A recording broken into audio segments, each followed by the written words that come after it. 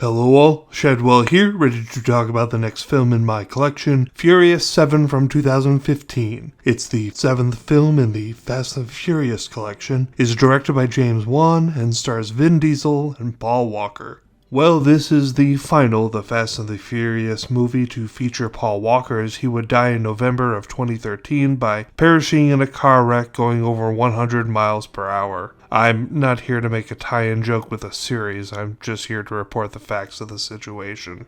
Well, I guess it turns out I was wrong, big surprise, when I came to the title of this film. I thought in the last review that this film was titled Fast and Furious 7, which I would have been for. However, it turns out that the actual title is Furious 7, and I gotta say, unsurprisingly, not a fan. Once again, there's a title that suggests there are 7 people that we're following, and while that may be true for a few minutes here or there, the amount of individuals in Dom's family fighting for the side of good is mostly over or under 7.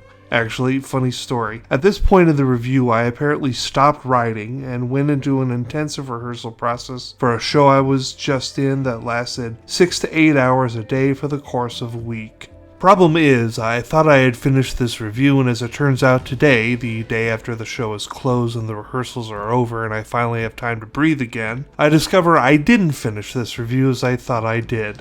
Trouble is, I saw Furious 7 over a week ago, and since all these films kind of bleed onto each other, I can't really tell you what happened in 7 other than that Jason Statham shows up as the bad guy. This will set the stage for the spin-off Fast and Furious Presents Hobbs and Shaw, which we'll be reviewing shortly. But other than the surprisingly tasteful way they said goodbye to Paul Walker, there isn't a whole lot about this movie that stands out to me, so I'm just gonna cut this review short and give Furious 7 a C for not being memorable enough. Tomorrow we watch the final film in the Fast and the Furious collection, The Fate of the Furious, otherwise known as the 8th film in the collection. See y'all then.